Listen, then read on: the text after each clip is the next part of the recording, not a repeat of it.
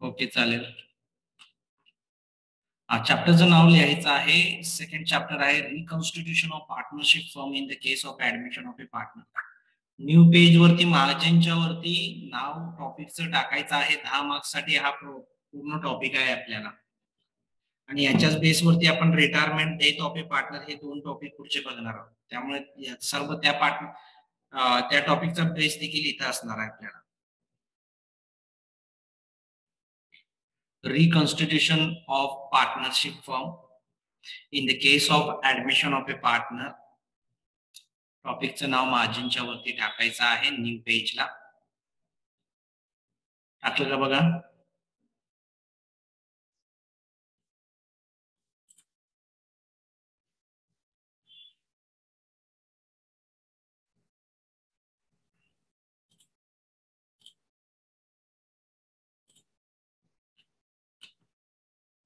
Okay ठीक आहे चालेल. पहा स्टुडंट, मी एक्सप्लेन करतोय. ज्या ज्या गोष्टी बेसिक आहेत त्या खूप महत्वाच्या आहेत. याच्यामध्ये पाहायचं आहे रिकॉन्स्टिट्यूशन. स्क्रीन दिसते का बघा स्टुडंट. परत एकदा रिकॉन्स्टिट्यूशन. हो sir. Reconstitution of partnership form. फक्त बेसिक ज्या गोष्टी आहेत ते सांगणार आहे. व्यवस्थित पाहायचं. रिकॉन्स्टिट्यूशनचा अर्थ होतो पुनर्रचना किंवा पुनर्बांधणी, पुनर्गठन. कशाचं? Partnership form. पार्टनरशिप फॉर्म म्हणजे भागीदारी संस्थेची पुनर्रचना करायची.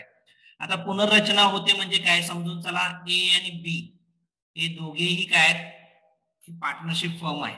Okay, we say that this one is the A partner, second one is the B partner. Okay, नाव या दोघांच्या मध्ये पार्टनरशिप फॉर्म स्टार्ट झालेले आहे. या दोघांच्या मध्ये ऍग्रीमेंट आहे. या दोघांच्या मध्ये ऍग्रीमेंट बनलेला आहे. आपण स्टार्टिंगला देखील फर्स्ट टॉपिक मध्ये पाहिलेलं होतं. Partnership is the result of agreement. Partners मध्ये ऍग्रीमेंट झाल्यामुळेच पार्टनरशिप काय झालेली आहे, स्थापन झालेली आहे. आता ए आणि बी काय करतायत बघा. बिझनेस त्यांनी स्टार्ट केलेला आहे. त्यांचा बिझनेस कंटिन्युअली पुढे चाललेला आहे. आता अशा काही केसेस किंवा अशी काही सिच्युएशन क्रिएट होते, ज्याच्यामध्ये ओल्ड ऍग्रीमेंट, हा जो ऍग्रीमेंट आहे ना बनलेला ए आणि बी मध्ये, तो काय होतो, कॅन्सल होतो. स्टुडंट काय होतो, कॅन्सल होतो. तो ऍग्रीमेंट कॅन्सल होतो आणि त्याच्या जागी कोणता ऍग्रीमेंट येतो, न्यू ऍग्रीमेंट येतो. लक्ष द्या व्यवस्थित. काय सांगितलं बघा सरांनी की रिकॉन्स्टिट्यूशन ऑफ पार्टनरशिप फर्मचा आपण अर्थ पाहत असताना एक उदाहरण दिलं की बाबा ए आणि बी पार्टनर आहेत. ते दोघे बिझनेस स्टार्ट केलेला आहे. त्यांनी बिझनेस त्यांचा कंटिन्युअली चालू आहे. पण अशी काही सिच्युएशन क्रिएट होणार आहे ज्यामुळे हा जो ऍग्रीमेंट जो आहे या ए आणि बी मधला कॅन्सल होणार आहे आणि न्यू ऍग्रीमेंट बनणार आहे. म्हणजे थोडक्यात ऍग्रीमेंट मध्ये काही चेंजेस होणार आहेत. स्टुडंट काय होणार आहेत, ऍग्रीमेंट मध्ये काही चेंजेस होणार आहेत. आता ऍग्रीमेंट मध्ये चेंज झाला म्हणजे थोडक्यात काय झाला की जो ओल्ड ऍग्रीमेंट आहे तो कॅन्सल झाला आणि त्याच्या जागी न्यू ऍग्रीमेंट आला. यालाच आपण म्हणतो रिकॉन्स्टिट्यूशन. यालाच आपण काय म्हणतो स्टुडंट, रिकॉन्स्टिट्यूशन म्हणतो. आलं का लक्षात बघा. काय सांगितलं, A and B are the partners in a partnership form. ते कॅरी करत आहेत बिझनेस, परंतु अशी काही परिस्थिती निर्माण होते ज्याच्यामध्ये त्यांचा असलेला दोघांच्या मधला जो ऍग्रीमेंट आहे तो काय होतो, कॅन्सल होतो आणि त्याच्या जागी न्यू ऍग्रीमेंट येतो. त्याला आपण काय म्हणतो, reconstitution. Reconstitution of partnership form. थोडक्यात ऍग्रीमेंट मध्ये चेंजेस झाले. आता ऍग्रीमेंट मध्ये चेंजेस का होऊ शकतात, व्हॉट आर द रिझन्स, कोणकोणते रिझन्स आहेत की बाबा ऍग्रीमेंट मध्ये चेंजेस होऊ शकतात. एक पहिला आहे admission of a partner. Admission of a partner. Okay, A आणि बी या दोघांनी डिसाइड केलं की सी ला व्यवसायात घ्यायचा आहे. म्हणजे थोडक्यात सी ला व्यवसायात ऍडमिट करून घ्यायचा आहे. मग अशा वेळेला सर्व पार्टनर्स मधील रिलेशन्स काय होणार आहेत सांगा बघा. जे पहिल्यांदा आता ए आणि बी होते, आता पार्टनर्स कोण कोण झालं, ए झाला, बी झाला आणि सी झाला. याचाच अर्थ काय की ए आणि बी मधले जे रिलेशन्स आहेत ते चेंज झाले. ए बी सी तिघेही पार्टनर्स झालेले आहेत. म्हणजेच थोडक्यात जो ए अँड बी मध्ये जो ऍग्रीमेंट होता त्याच्यामध्ये चेंजेस झाले, रिकॉन्स्टिट्यूशन ऑफ पार्टनरशिप म्हणू आपण in the case of admission of a partner. Second case आहे in the case of retirement of a partner. In the case of a retirement of a partner. आता हा भाग आपण next topic मध्ये पाहणार आहे. त्या पार्टनर पैकी एखाद्या पार्टनरने निवृत्ती घेतली म्हणजे थोडक्यात तो पार्टनर रिटायर झाला, तर अशा केसमध्ये रिकॉन्स्टिट्यूशन होऊ शकतं पार्टनरशिप फॉर्मचं. आणि एक केस आहे ज्याच्यामध्ये एखाद्या पार्टनरची डेथ झाली, डेथ ऑफ ए पार्टनर. एखाद्या पार्टनरची काय झाली, डेथ झाली, तर अशा केसमध्ये देखील काय होतं student, reconstitution of partnership form होतं. म्हणजे थोडक्यात ओल्ड ऍग्रीमेंट कॅन्सल होतो आणि न्यू ऍग्रीमेंट अस्तित्वात येतो. आलं का लक्षात तुमचा रिकॉन्स्टिट्यूशनचा अर्थ student? Do you understand that? हा हो sir. Definitely old agreement cancel होत आहे आणि न्यू ऍग्रीमेंट येत आहे. आता या रिकॉन्स्टिट्यूशनच्या जे मी केसेस सांगितल्या याच्यामध्ये आपल्याला हे तिन्ही टॉपिक आपण बघणार आहोत. आजपासून आपण स्टार्ट करत आहोत कोणतं बघा, in the case of admission of a partner. एखाद्या थर्ड पर्सनला ऍज अन पार्टनर म्हणून व्यवसायात घेतलेला असेल तर अकाउंटिंग ट्रीटमेंट काय करावी लागते आपल्याला त्याचा अभ्यास करायचा आहे. तर ही जे काही एक्झाम्पल द्वारे मी तुम्हाला सांगितलेलं आहे याच्यावर तुम्हाला समजलेलं आहे असं कन्सिडर करतोय मी. आणि काय काय ट्रीटमेंट करावी लागणार आहे या गोष्टी मी तुम्हाला एक्सप्लेन करणार आहे. Old agreement is cancel and new agreement is come in to existence, अस्तित्वात येतं. आता पहा,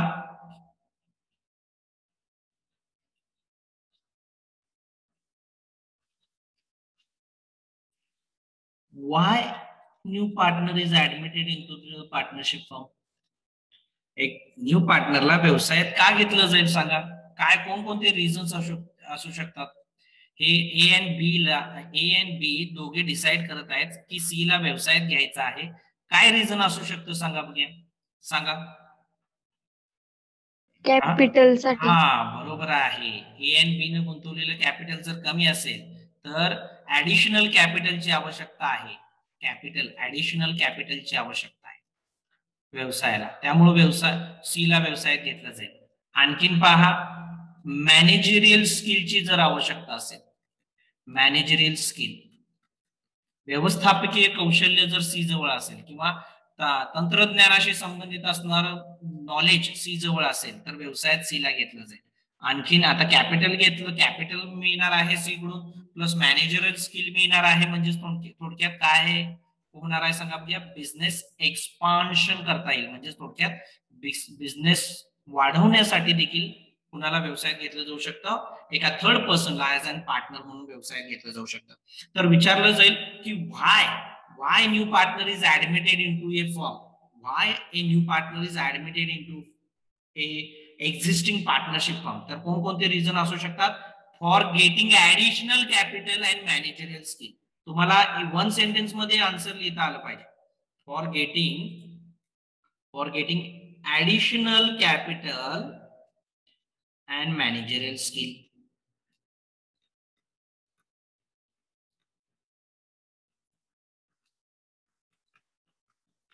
आलं का लक्षात? बघा स्टुडंट, एका न्यू पार्टनरला व्यवसायात तुम्ही काय का घ्या, कारण सांगितलेलं आहे त्याच्यामध्ये.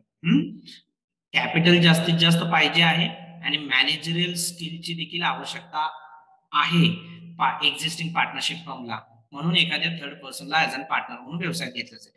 आता पहा, ए आणि बी पहिल्यापासून पार्टनर्स आहेत म्हणून ते बनतात ओल्ड पार्टनर्स. ते काय बनतात, ओल्ड पार्टनर्स बनतात.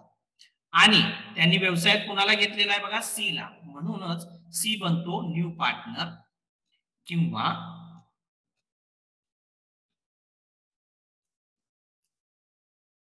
Incoming partner. लक्ष द्यायचं व्यवस्थित, खूप महत्वाचा टॉपिक आहे हे. टॉपिक जर तुम्ही मिस आउट केले लेक्चर्स आणि व्यवस्थित पाहिलं नाही तर हे टॉपिक तुम्हाला मिळू शकत नाही. ज्या पद्धतीने आता लेक्चर्स होणार आहेत इथून पुढे, A and B becomes old partners and C becomes a new partner. समजले का बघा तुम्हाला? A and B old partners होतात आणि C न्यू पार्टनर होणार आहे.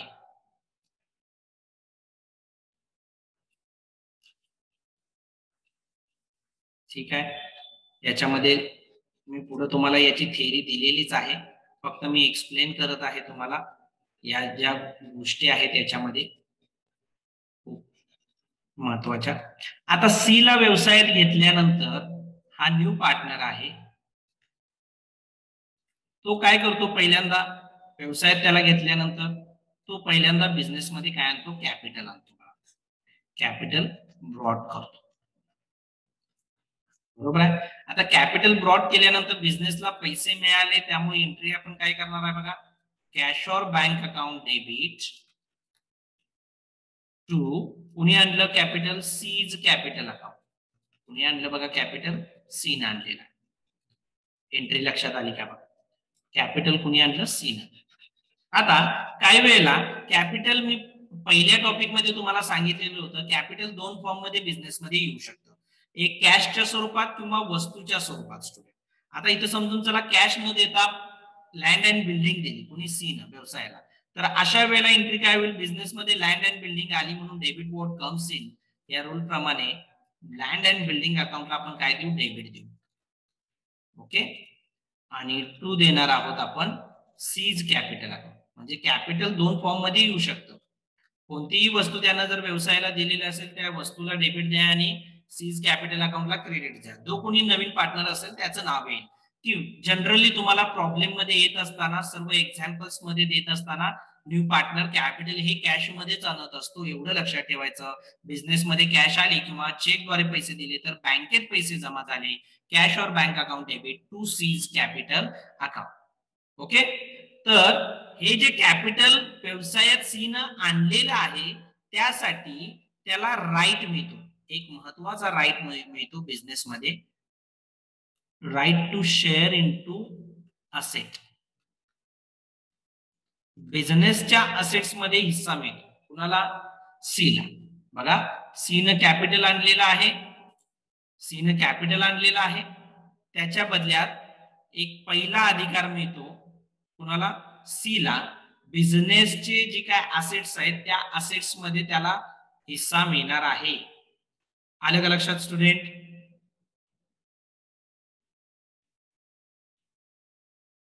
आलं का लक्षात स्टुडंट?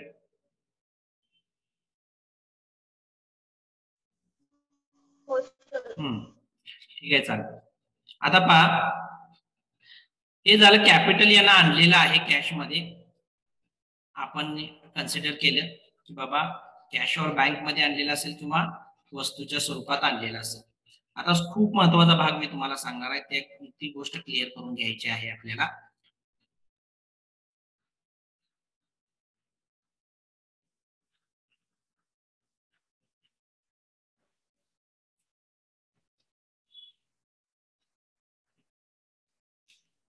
हा कॅपिटल आणतो, त्याच्या बदल्यात त्याला राईट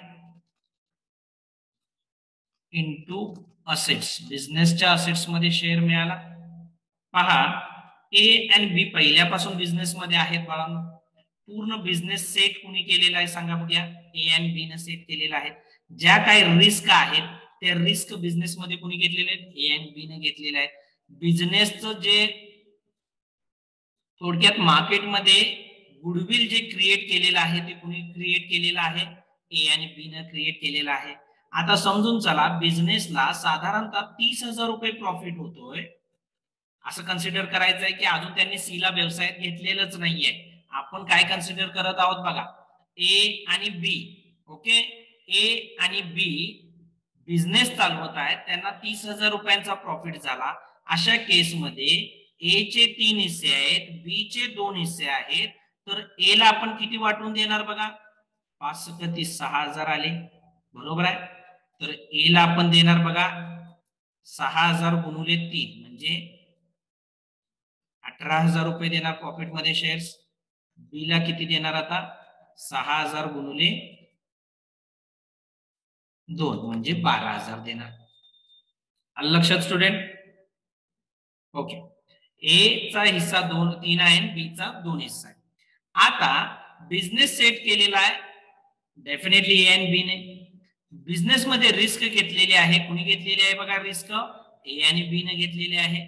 बिझनेस मध्ये गुडविल नावलौकिक जे तयार केलेलं आहे बिझनेसचं आतापर्यंत, बिझनेस सेट करणं नॉट अ जोक स्टुडंट्स, लक्षात ठेवा. बिझनेस मध्ये रिस्क घेतली जाते, बरेचशा ऍक्टिव्हिटीज स्टार्टिंगला केल्या जातात, त्यानंतर बिझनेस प्रॉफिट मध्ये येतो. लगेच प्रॉफिट मध्ये येत नाही बिझनेस. मार्केटमध्ये नाव होणं गरजेचं असतं, ते नाव क्रिएट केलेलं आहे कोणी, ए आणि बी.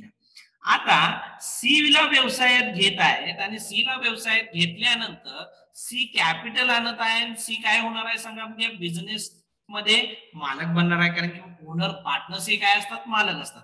सी ला नुसतं कॅपिटल आणून जर तुम्ही मालक करत असाल तर याच्यामध्ये ए आणि बी चं नुकसानच आहे ना, डेफिनेटली नुकसान आहे का.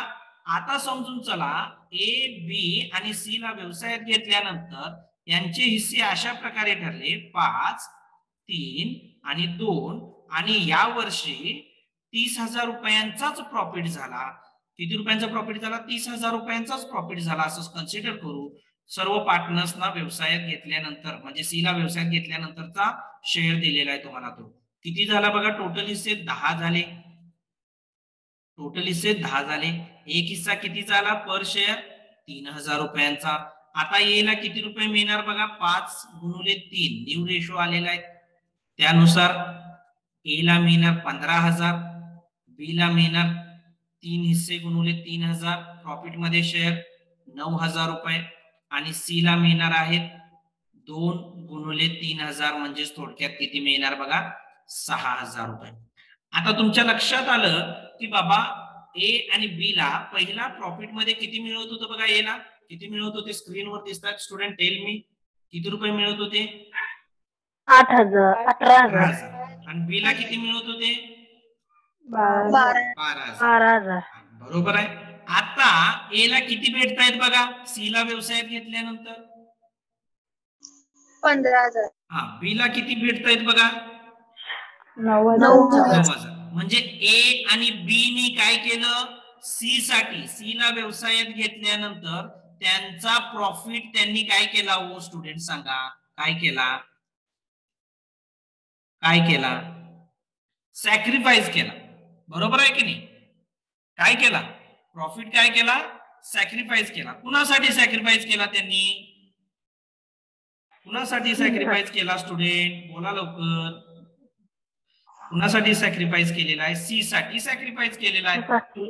आता तुम्ही मला सांगा, बिझनेस सेट करायचा ए आणि बी न, रिस्क घ्यायची आतापर्यंत बिझनेस मध्ये ए आणि बी न, बिझनेस मार्केटमध्ये गुडविल क्रिएट करायचं ए आणि बी न, आणि फक्त सी ला तुम्ही कॅपिटल घेऊन सी कडून त्याला प्रॉफिट मध्ये पण शेअर देता आणि असेट मध्ये शेअर देता, असं कसं चालेल.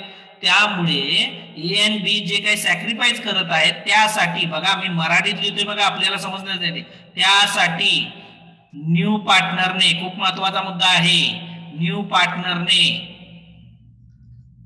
एक्स्ट्रा अमाउंट आणली पाहिजे बघा, एक्स्ट्रा अमाउंट बिझनेस मध्ये आणली पाहिजे, बिझनेस मध्ये आणली पाहिजे.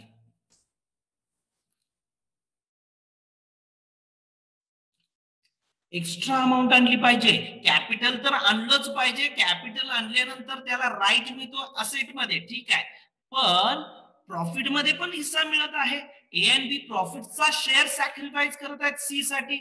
मग अशा परिस्थितीत एक्स्ट्रा अमाउंट जी आणायची आहे सी न, त्याला आपण म्हणतो गुडविल. काय म्हणतो बघा, काय म्हणतो स्टुडंट, स्टुडंट काय म्हणतो, बोला लवकर. गुडविल आलं लक्षात. हा, म्हणजे दोन गोष्टी नवीन पार्टनरने आणायच्या आहेत. एक कॅपिटल आणायचं आहे, मग तुम्हाला आम्ही एक राईट देतो. कोणता राईट देतो म्हणतायत बघा, ए आणि बी. तुम्ही कॅपिटल आणा, आम्ही तुम्हाला काय देतो, राईट देतो. कुठला राईट देतो, पहिला राईट देतो तुम्हाला आम्ही असेट्स मध्ये शेअर देतो बिझनेसच्या, बरोबर आहे. आणि दुसरा महत्वाचा राईट आम्ही देणार आहे, प्रॉफिट मध्ये हिस्सा. भविष्यामध्ये ज्या वेळेला आम्ही तुला व्यवसायात घेऊ त्या वेळपासून, त्या डेट पासून आम्ही तुला प्रॉफिट मध्ये शेअर देणार आहोत, त्यासाठी तू एक्स्ट्रा अमाउंट आणली पाहिजेस. त्याला काय म्हणतो आपण, गुडविल म्हणतो. Have you got that student, have you got that, do you understand that? Okay. कोणताही डाऊट असेल तर लक्षात ठेवायचं, लगेच सांगायचं. रिकॉन्स्टिट्यूशनचा अर्थ मराठीत बघितलं, पुनर्रचना, पुनर्गठन. कशाचं, भागीदारी संस्थेचं. कोणत्या केसमध्ये होतं आणि पुनर्रचना का होते. जी पार्टनरशिप फर्म आहे तिच्या ओल्ड अग्रीमेंट मध्ये चेंजेस होतात आणि त्याच्या जागी नवीन अग्रीमेंट येतो. मग अशा 3 इम्पॉर्टंट केसेस तुम्हाला 12th ला अंडरस्टँडिंग साठी आहेत, स्टडी साठी आहेत. पहिली केस आहे एखाद्या थर्ड पर्सनला ऍज अन पार्टनर म्हणून व्यवसायात तुम्ही घेतला तर ओल्ड अग्रीमेंट कॅन्सल होतो आणि न्यू अग्रीमेंट येतो, त्याला आपण म्हणतो ऍडमिशन ऑफ ए पार्टनर. दुसरी केस सांगितली आहे त्या पार्टनर्स पैकी एखादा पार्टनर निवृत्त झाला, रिटायर झाला, त्याला आपण म्हणतो retirement of a partner. Third case आहे की एखाद्या पार्टनरची डेथ झाली तरी देखील भागीदारी संस्थेचं रिकॉन्स्टिट्यूशन होतं. तर रिकॉन्स्टिट्यूशन होण्याचे कारण सांगितलेले आहेत तुम्हाला. ओल्ड अग्रीमेंट कॅन्सल होईल, न्यू अग्रीमेंट येईल. पहिला भाग आपण याच्यामध्ये पाहत आहोत, reconstitution of A partnership firm in the case of admission of a partner. 100% तुम्हाला प्रॉब्लेम एक्झामिनेशन मध्ये याच्यावरती प्रॉब्लेम असणार आहे, रिटायरमेंट वरती प्रॉब्लेम असणार आहे, डेथ वरती प्रॉब्लेम असणार आहे. 100% 101% विचारला जाईल, एवढं लक्षात ठेवायचं स्टुडंट. मग अशा परिस्थितीमध्ये आपल्याला आता काय करायचं आहे, ऍडमिशन ऑफ ए पार्टनरची कॉन्सेप्ट आपल्याला समजून घ्यायची आहे, ते आपण व्यवस्थित बघितलेलं आहे. एक सी ला जर व्यवसायात घेतलं तर सी झाला new partner, A and B existing partnership मध्ये पहिल्यापासून ते आहेत बिझनेस मध्ये, ते झाले ओल्ड पार्टनर्स. आता ज्या वेळेला न्यू पार्टनर व्यवसायात येतो तो काय आणतो, कॅपिटल आणतो. तो कॅपिटल 2 फॉर्म मध्ये आणू शकतो, एक तर कॅशच्या स्वरूपात आणू शकतो किंवा असेटच्या स्वरूपात आणू शकतो. कॅशच्या स्वरूपात आणत असेल तर आपण त्याला काय म्हणलं, कॅश इन हँड, म्हणजे कॅश और bank account debit to C's capital account. वस्तूच्या स्वरूपात आणत असेल तर असेट्स अकाउंट डेबिट, म्हणजे ते आपण एक्झाम्पल साठी लँड अँड बिल्डिंग कन्सिडर केलेली होती, land and building account debit to C's capital account. आता कॅपिटल आणल्यानंतर बिझनेस मध्ये राईट मिळाला बघा, याला कशामध्ये राईट मिळाला, असेट्स मध्ये मिळाला. आणि दुसरी महत्वाची गोष्ट आहे याच्यामध्ये की ए आणि बी नी रिस्क घेतलेला आहे, बिझनेस सेट केलेला आहे, गुडविल क्रिएट केलेला आहे मार्केटमध्ये, तर सी ला तसाच हिस्सा आम्ही प्रॉफिट मध्ये कसा देऊ. त्यामुळे ए आणि बी म्हणतात तुला एक्स्ट्रा अमाऊंट आणावी लागेल, त्याला आम्ही काय म्हणू, गुडविल म्हणू. ओके ठीक आहे, चालेल स्टुडंट. हा झाला भाग पहिल्यांदा. नेक्स्ट ला पहा, स्क्रीन दिसते का बघा स्टुडंट, तुम्हाला स्क्रीन दिसते, होय. ठीक आहे चालेल. हाच भाग बघा आपल्याला आता कॉन्सेप्ट्सला येणार आहे. Reconstitution of partnership firm means change in the relation among the partners. भागीदारांमधले रिलेशन चेंज होतात. The old agreement of partnership firm cancelled and new agreement come into place. New agreement येतो. अगदी सोप्या भाषेत लिहिता येईल, समजेल आपल्याला आणि लिहिता येईल त्या पद्धतीने दिलेला आहे मी तुम्हाला. एक्झामिनेशन मध्ये हा टॉपिक आपला पूर्ण सब्जेक्टच इंग्लिश मध्ये आहे. त्यामुळे डेफिनेशन जर विचारले what do you mean by reconstitution of partnership firm, तर तुम्हाला सांगता आलं पाहिजे ना. तिथं मी मराठीत लिहून देऊन तुम्ही डेफिनेशन कशी लिहिणार स्टुडंट, मराठीत मी लिहून पण देईन, बऱ्याच ठिकाणी लिहून दिलं जातं. काय लिहून दिलं जाईल, भागीदारी संस्थेची पुनर्रचना म्हणजे काय की भागीदारांमधले जे हितसंबंध आहेत ते चेंज होतात, असं नाही ना. याचं ठराविक याचे स्वतःचे वर्ड्स आहेत, बिझनेस लँग्वेज आहे, त्याचं आपल्याला व्यवस्थित अंडरस्टँडिंग करून घ्यावं लागेल आणि त्या लँग्वेज मध्ये ते शिकावं लागेल. काही ऍडजस्टमेंट्स आहेत, काही फॅक्ट्स आहेत, जिथे गरजेचं आहे तिथं मी देतच आहे तुम्हाला मराठीमध्ये काही नोट्स वगैरे ते. The old agreement of partnership firm cancelled and new agreement come into place. Reconstitution of partnership firm take place in the case of कोणकोणत्या केस मध्ये सांगितलं बघा, कोणकोणत्या केस मध्ये सांगितलं, कोणकोणती केस आहे स्टुडंट बघा, चेक करा. Admission of a partner, next retirement of a partner, very good, in death of a partner. Here we discuss या ठिकाणी आपण काय डिस्कस करणार आहोत, reconstitution of partnership firm in the case of admission of a partner. Very good. इथं आपण कशाचा अभ्यास करणार आहोत, ऍडमिशन ऑफ ए पार्टनरचा. हे एक्सप्लेन केलेलं आहे मी तुम्हाला, ही थेरी मध्ये आपल्याला लिहून घ्यावं लागेल. मी तुम्हाला त्या ज्या इमेजेस आहेत ती शेअर करेन. ओके ठीक आहे चालेल. नेक्स्ट पहा. आता पहा, ऍडमिशन ऑफ ए पार्टनर याचा अर्थ काय. A new partner can be admitted into firm for additional capital and managerial skill.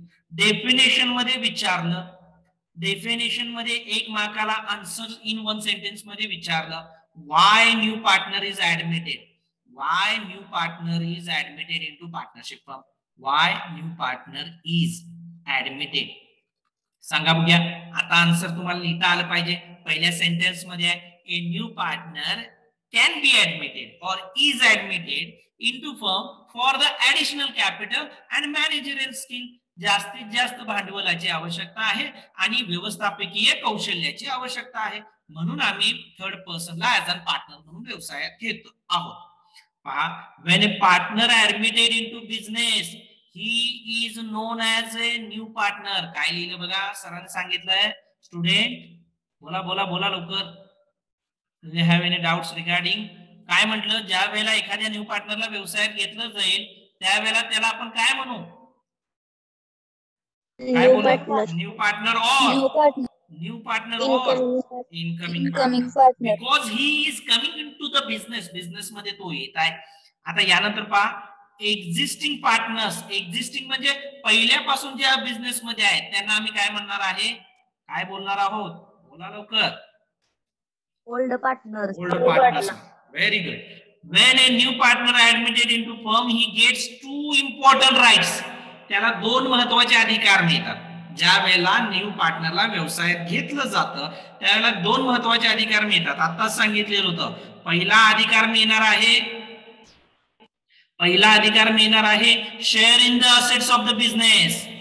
पहिला अधिकार कुठला मिळाला स्टुडंट बघा, share in the assets of the business. Second right मिळणार आहे, राईट म्हणजेच अधिकार, इन टायटल.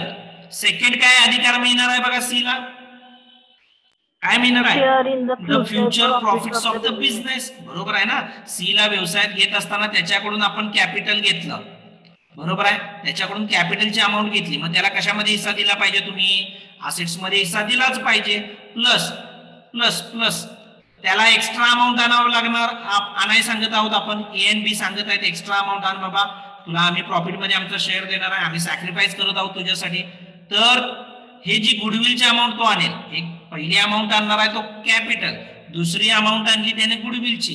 त्यासाठी गुडविलची अमाऊंट ज्यावेळेला आणली त्यावेळेला त्याला सेकंड राईट मिळाला. बघा कोणता राईट मिळालेला आहे, चेक करा. हा परत एकदा सांगा मला, स्टुडंट समजलं पाहिजे तुम्हाला, त्याशिवाय पुढे जायचं नाही आपल्याला. Each and every terms and concept must be clear. बोला बोला लवकर. सेकंड राईट कोणता मिळालेला आहे, प्रॉफिट ऑफ द बिझनेस.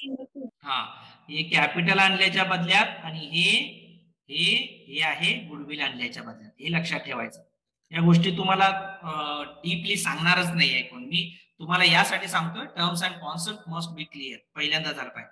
आता पहा, असेट्स मध्ये हिस्सा मिळाला म्हणजे थोडक्यात लायबिलिटी मध्ये पण जबाबदारी असणार आहे. असेट मध्ये राईट असतात आणि बाकी लायबिलिटी मध्ये ड्युटी असते, रिस्पॉन्सिबिलिटी असते.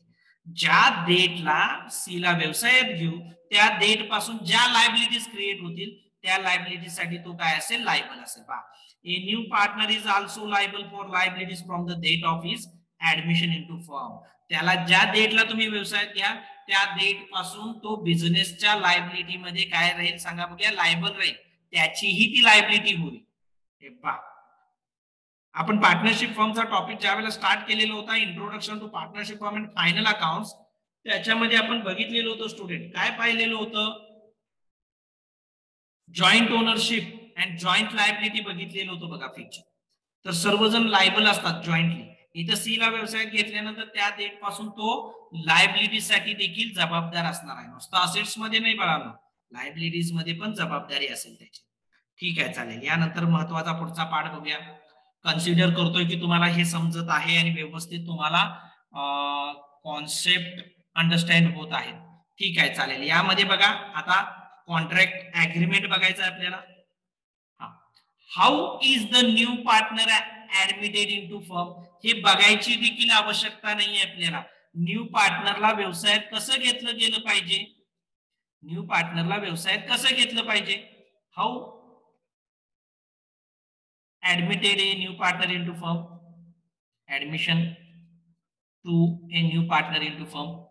हाऊ एक आपण पाहिलेलं होतं तरी सुद्धा मी सांगतोय. Return agreement of partnership firm काय आहे याचा अर्थ सांगा. म्हणजे आपलं झालेलं आहे already. Return agreement of partnership firm काय म्हणतो त्याला आपण? Return agreement of. Very good. Return agreement जो आहे की नाही तुमचा त्याला आपण म्हणतो पार्टनरशिप डीड. हा जो रिटर्न ऍग्रीमेंट आहे त्याला आपण पार्टनरशिप डीड म्हणलं. या पार्टनरशिप डीड मध्ये ज्या टर्म्स कंडिशन्स दिले असतील, ज्या टर्म्स अँड कंडिशन्स दिलेले आहेत त्या टर्म्स कंडिशन्सना काय केलं जाईल? फॉलो केलं जाईल. आणि सीला व्यवसायात घेतलं जाईल. बघा सीला काय केलं जाईल? व्यवसायात घेतलं जाईल. जर सी काय करत असेल? टर्म्स अँड कंडिशन्स फॉलो करत असेल त्या पद्धतीनं. येते का लक्षात? बघा हे तुमच्या पार्टनरशिप डीड मध्ये दिलेलं असेल. समजून चला न्यू पार्टनरला व्यवसायात कसं घ्यायचं या संदर्भात तुमची पार्टनरशिप डीड सायलेंट असेल तर according to the Indian partnership act 1932, Indian partnership act 1932 मध्ये काय सांगितलेलं आहे की न्यू पार्टनरला तुम्ही व्यवसायात कसं घेऊ शकता बाळांनो? With the consent of all partners. With the consent of all partners. Okay. Terms and conditions तुम्हाला जर मेंटेन करायचे तर तुम्ही तिथं टाका तुमच्या पार्टनरशिप डीड मध्ये. How to admit a new partner into firm. जर तुमच्या पार्टनरशिप डीड मध्ये त्या संदर्भात माहिती नसेल तर इंडियन पार्टनरशिप ऍक्ट 1932 मध्ये प्रोव्हिजन कसं केलेलं आहे बघा. New partner is admitted with the consent of all existing partners. Consent म्हणजे सहमती. अगोदरही सांगितलेलं आहे स्टुडंट मी तुम्हाला पहिल्या टॉपिक मध्ये. एक्झिस्टिंग म्हणजे पहिल्यापासून अस्तित्वात असणे. एक्झिस्ट करणे म्हणजे अस्तित्वात असणे. आलं का बघा? हे न्यू पार्टनर कसा व्यवसायात घेतला जाऊ शकतो? लक्षात आले का? पहा how new partner is admitted into A partnership firm. बोला लवकर स्टुडंट.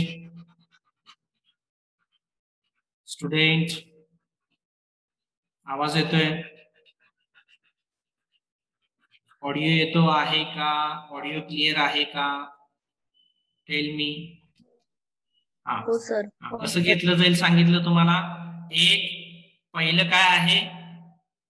पार्टनरशिप डीड मध्ये ज्या टर्म्स अँड कंडिशन टाका. आता एक टर्म अशी टाकली असेल की बाबा जो कोणी थर्ड पार्टनर येईल ए आणि बी ने ठरवलेला असेल, हे ए आणि बी आहे असं ठरवलेलं असेल पार्टनरशिप डीड मध्ये की न्यू पार्टनरने 5 लाख रुपये कॅपिटलचे आणलेच पाहिजे आणि गुडविलची अमाऊंट 20,000 आणलीच पाहिजे. या टर्म्स झाल्या बाळा. या टर्म्स कंप्लीट झाल्या तरच तो सी व्यवसायात येईल ना. या टर्म्स कंप्लीट झाल्या तर सी व्यवसायात येईल, अन्यथा येणार नाही. आता या टर्म्स बद्दल माहितीच दिलेली नाहीये तुमच्या पार्टनरशिप डीड मध्ये तर ए आणि बी ची सहमती असणे गरजेचे आहे.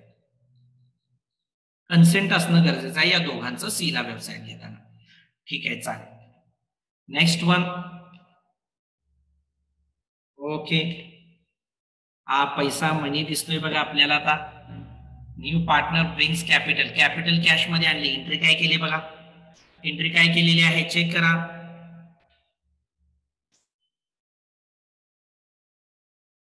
एंट्री काय केलेली आहे चेक करा स्टुडंट. मी एक्सप्लेन केलेलं आहे तुम्हाला. तुमच्याकडून इन्फॉर्मेशन आली पाहिजे मला. आता कॅश मध्ये कॅपिटल आणलेलं असेल तर एंट्री काय केली बघा. कॅश और bank account debit to new partners capital account. हा आणि काइंड म्हणजे वस्तूच्या स्वरूपात जर आणलेले असेल तर याला असेट म्हणून आपण चालतं. काय होणार बघा एंट्री. असेट रियल अकाउंट आहे. Debit what comes in assets account debit to new partners capital account. Next one. Right. Already सांगितले परत एकदा सांगतोय. Right in asset of the business needs to bring capital. जर C ला बिझनेसच्या asset मध्ये हिस्सा पाहिजे तर त्याने कॅपिटल आणलं पाहिजे. Plus right in the future profit of the firm. Future profit मध्ये फर्मच्या फ्युचर प्रॉफिट मध्ये हिस्सा पाहिजे सीला तर त्यानं गुडविलची अमाऊंट आणली पाहिजे. ओके. कॅश मध्ये. हे दोन महत्वाचे rights of the new partners आहेत. स्टुडंट हा भाग आलेला आहे लक्षात तुमच्या सर्वांच्या. पूर्ण बेसिक आहे. परत थिअरी मी वाचून घेतलेली आहे तुमच्या बऱ्यापैकी. ओके. काय चेंजेस होतात शेवटचा भाग मी सांगतोय, बाकीचं मी तुम्हाला उद्या एक्सप्लेन करणार आहे, जास्त एकदम पण नको.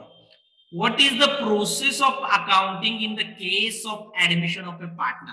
दिस प्रोसेस, प्रक्रिया काय करायची आपल्याला, अकाउंटिंग ट्रीटमेंट काय करायची, एखाद्या न्यू पार्टनरला व्यवसायात घेत असताना काय काय बदल होणार आहेत, न्यू अग्रीमेंट येणार आहे, तर अकाउंटिंगची ट्रीटमेंट पण बदलणार आहे. याचा अभ्यास आपल्याला 5 स्टेप मध्ये करायचा आहे. किती स्टेप मध्ये करायचा आहे? 5 स्टेप. पहिली स्टेप आहे, काय होतं, सी च्या येण्यामुळे ए आणि बी यांचा रेशो बदलतो, प्रॉफिट मधला शेअर बदलतो, त्या आणि ए आणि बी काय करतात, सॅक्रिफाईस करतात. कुणासाठी सॅक्रिफाईस करतात सांगितलं मी, न्यू पार्टनरसाठी त्यांचा प्रॉफिट मधला शेअर सॅक्रिफाईस करतात. याचाच अर्थ आपल्याला याच्यामध्ये पहिला अभ्यास करायचा आहे तो calculation of new profit sharing ratio आणि सॅक्रिफाईस रेशो. न्यू रेशोचं कॅल्क्युलेशन करायचं आणि सॅक्रिफाईस रेशोचं देखील कॅल्क्युलेशन करायचं. हे कशा प्रकारे कॅल्क्युलेशन करायचं असेल ते आपण पाहू.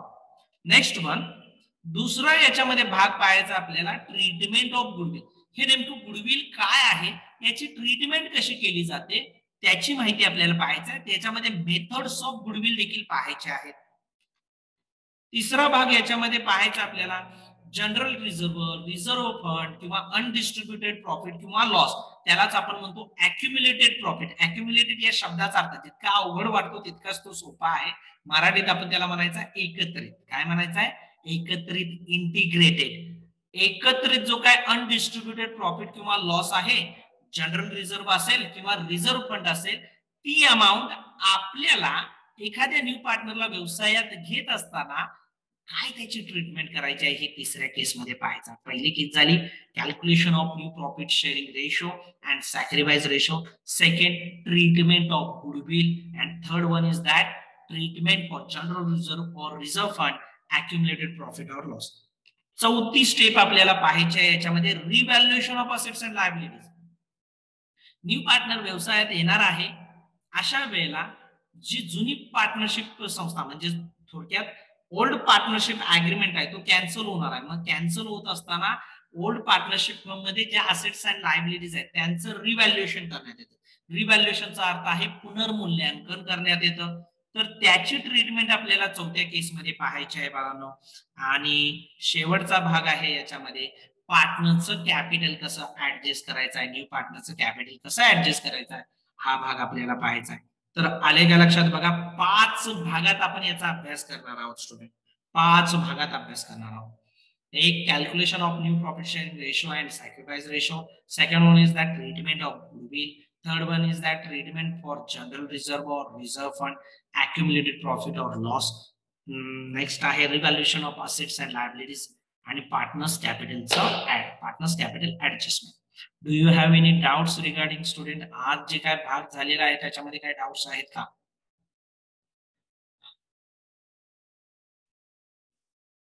No sir. डेफिनेटली चालेल. उद्या शार्प आपली 10 o'clockला तास चालू होईल.